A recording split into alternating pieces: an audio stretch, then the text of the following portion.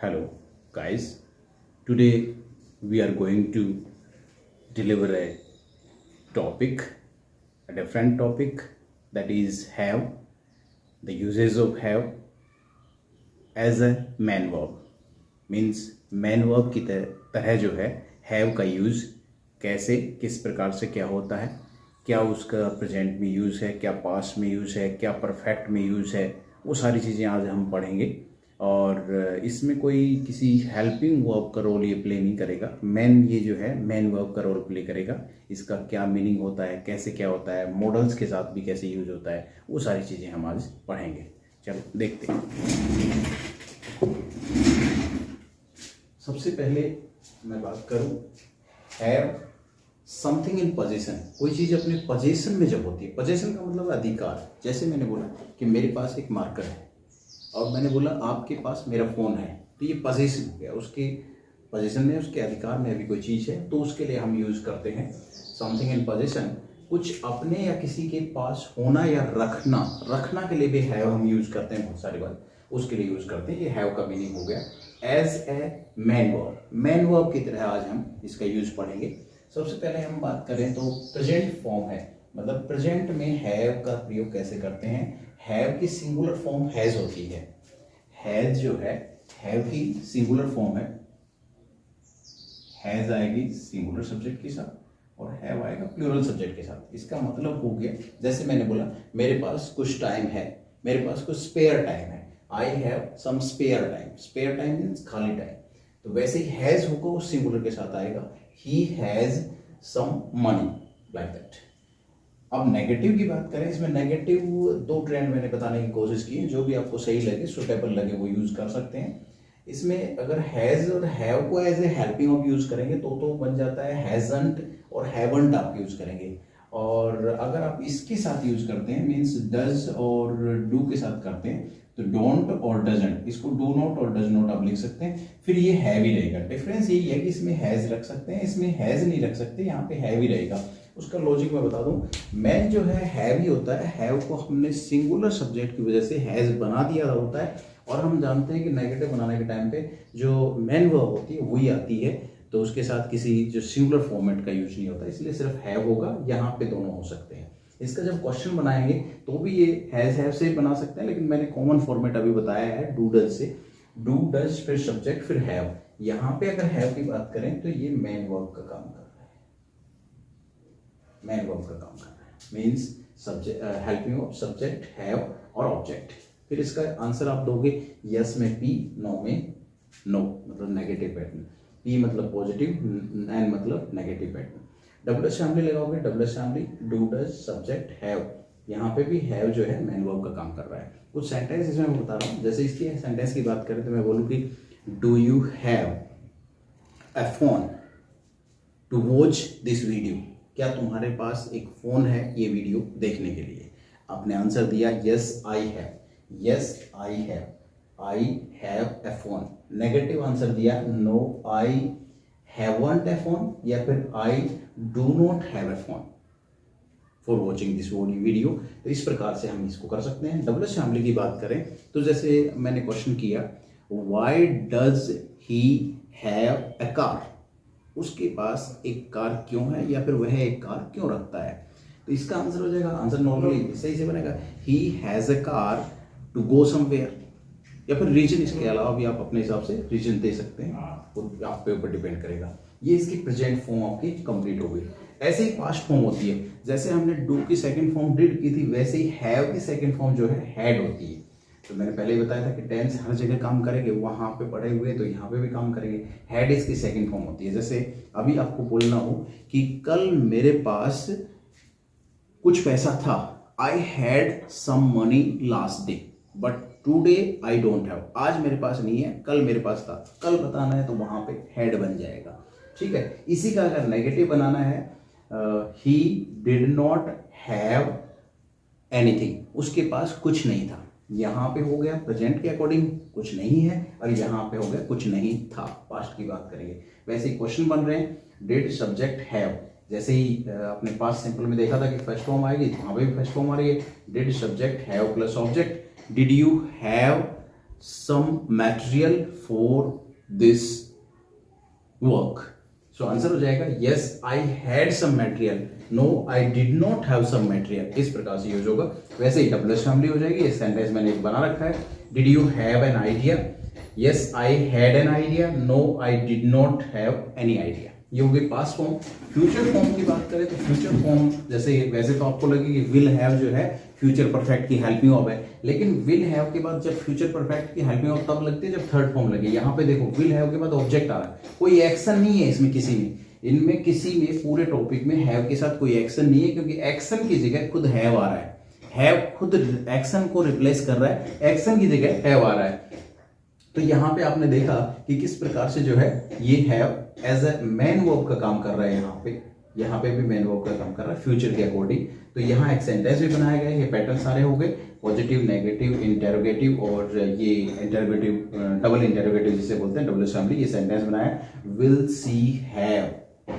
अब सी के साथ आप सोच रहे हो हैज आता है, लेकिन यहाँ पे जो है मैन वर्ब के रूप में लिया गया है. हैव ही रहेगा, चेंज नहीं होगा. Have a car in 2024. क्या उसके पास 2024 में एक कार होगी? यस उसके पास एक कार होगी. नो उसके पास कोई कार नहीं होगी. ये तो था हमारा टेंस की हम बात कर रहे थे. इसमें कंटिन्यूअस में भी यूज करते हैं समटाइम, लेकिन अभी मैंने उसको कवर नहीं किया है.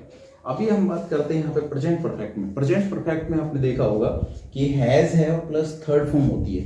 Has have plus third form होती है और वो प्रेजेंट परफेक्ट होता है. जैसे he has gone from here, यहाँ पे हमें इसको यूज करना है हैव को. तो हैव की जो थर्ड फॉर्म होती है वो हैड होती है, और क्योंकि हैज हैव के साथ थर्ड फॉर्म चाहिए तो ये यहाँ पे आपकी एमपी है और थर्ड है. तो इसका मतलब हो गया जैसे he has had a bike, वह एक बाइक रख चुका है, या फिर उसके पास एक बाइक रह चुकी है, मतलब same thing is over here. वैसे ही ये दोनों में मतलब हैज हैव के बाद हैड आएगा, हैड के बाद हैज हैव नहीं आएगा. क्यों नहीं आएगा? उसका लॉजिक है ये एज हेल्पिंग वर्ब काम कर रहे हैं और ये एज ए मैन वर्ब काम कर रहा है, और मैन वर्ब में हैड सिंगल ही होता है और हैव की जो है पास्ट फॉर्म होती है हैड. वैसे यहाँ पे बात करें दो हेड आ गए. यहाँ पे आपके पास दो हेड आ गए, तो एक हेड जो है HV और एक हेड MV. ये हेड क्योंकि पास्ट परफेक्ट होता है, आपको पास्ट परफेक्ट में थर्ड फॉर्म की जरूरत होती है, और हेड जो है थर्ड फॉर्म भी होती है और सेकंड फॉर्म भी होती है. तो यहाँ पे हेड के बाद थर्ड फॉर्म चाहिए. जैसे हम बोलेंगे आई हैड मैनी मार्कर्स, मैं बहुत सारे मार्कर रख चुका था या फिर मैंने रखे थे. तो यहाँ पे जो ये हेड आ रहा है ये MV का काम कर रहा है. तो इस प्रकार से समटाइम आप देखते हो बुक में, लिटरेचर में देखते हो हेड साथ में आते हैं, या फिर हैज हैड आते हैं, हैव हैड आते हैं. तो ये दोनों चीजें हो सकती हैं. इसमें ध्यान ये रखना है कि हैड के बाद हैज या हैव नहीं आ सकते. क्यों नहीं आ सकते? क्योंकि हैड आ गया तो हेड के बाद as a main verb use करोगे, आपको हैज और हैव को करोगे, तो हैज और हैव क्या होते हैं? उसके सिंगुलर फॉर्म होते हैं. ये आपने देखा यहाँ पे हैव की, तो सिंगुलर फॉर्म हैव के साथ आती नहीं, थर्ड फॉर्म लेता है, इसलिए वो गलत होता है. बाकी ये सही है. वैसे ही यहाँ पे विल हैव के बाद भी हमने क्या यूज किया है? हैड यूज किया है. ये हैड क्योंकि ये मैन वर्ब का काम कर रहा है. जैसे you will have had particular knowledge of English language after watching these type of videos. ये वीडियो देखने के बाद आपके पास पर्टिकुलर इंग्लिश का नॉलेज हो चुका होगा या फिर आपके पास होगा उस टाइम तक. ये हो गए आपके परफेक्ट में दिखाए हैं. ये नॉर्मल फॉर्मेट दिखाया गया है. इसमें भी क्वेश्चन बना सकते हैं, कहीं भी कुछ कर सकते हैं. मॉडल्स की अभी हम बात कर रहे हैं. मॉडल्स की बात करें तो मॉडल्स में है कोई भी मॉडल है उसके साथ हैव लगाया, आगे ऑब्जेक्ट लगाया, तो उसमें बन जाएगा. जैसे subject can have object, subject may have object, subject must have object. ये ध्यान रखेंगे. एक बार फिर बता देता हूं, हैव यहाँ पे as a main verb use हो रहा है, तो यहाँ कभी भी आपको इसको एज ए हेल्पिंग वर्ब नहीं समझना है. जैसे आप इसको can have, may have, must have, ये हेल्पिंग वर्ब भी होती है, लेकिन उसके जस्ट बाद आपकी थर्ड फॉर्म आएगी. यहाँ कोई वर्ब नहीं है, वर्ब थर्ड आएगी. यहाँ कोई वर्ब थर्ड नहीं है, यहाँ पे सीधा ऑब्जेक्ट आ रहा है. जैसे मैंने बोला he must have something to show, उसके पास कुछ जरूर होगा शो करने के लिए, दिखाने के लिए. फिर दूसरे ने बोला ही माइट भी आ सकता है, नीचे माइट, सभी मॉडल आ सकते हैं। He might have something to present there because see और he is talking obviously without any target. So आप कह सकते हो। तो यहाँ पे ये ध्यान रखना है, हैव लगने के बाद ऑब्जेक्ट आएगा। सभी में हैव के बाद, हैव के फॉर्मेट के बाद आपको दिखाई दे रहा है क्या आ रहा है, ऑब्जेक्ट आ रहा है सब जगह, क्योंकि हैव जो है खुद मेन वर्ब का काम कर रहा है इसलिए। तो ये एक छोटा सा टॉपिक था हैव। इसी प्रकार से एक टॉपिक रहेगा बी, जिसे फॉर्म ऑफ बी भी कह सकते हैं। इसे बोलते हैं कॉन्सेप्ट ऑफ पोजेशन।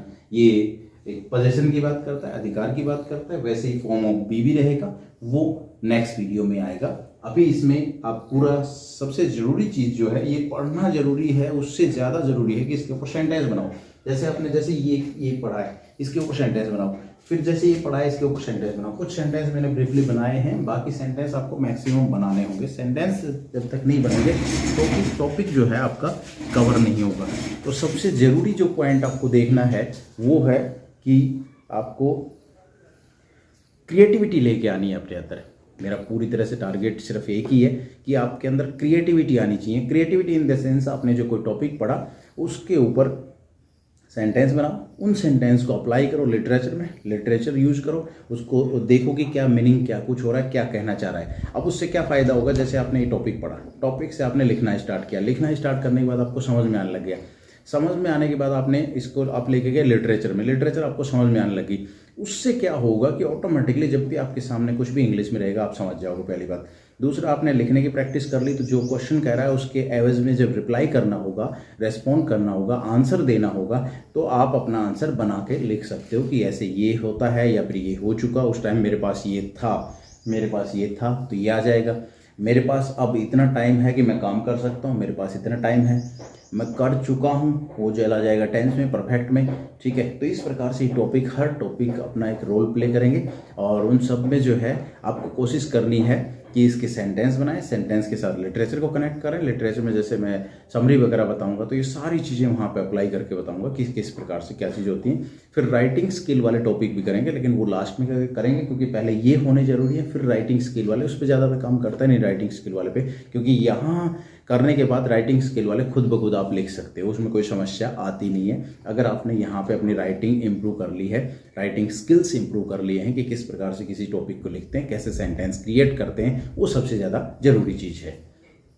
तो आज के लिए यही टॉपिक है। Thank you.